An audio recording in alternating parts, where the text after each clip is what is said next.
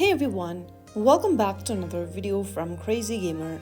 Today in this video we are going to be learning how to download CriticalOps on your mobile device whether you are using Android or iOS. First of all, open Google Play Store as an Android user, and if you're using iOS, open up your App Store. Also make sure that your device is connected to a stable internet connection.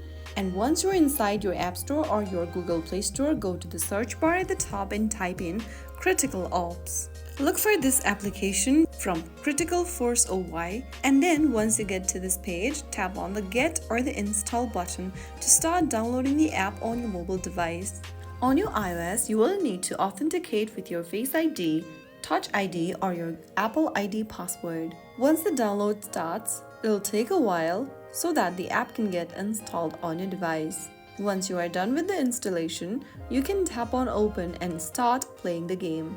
That's how you can easily download CriticalOps on your mobile device, whether you are using Android or iOS. Always make sure to download the app from official stores to avoid risks. If you found the video helpful, don't forget to like, share, and subscribe for more quick gaming tutorials. I will see you in the next video. Thank you for watching.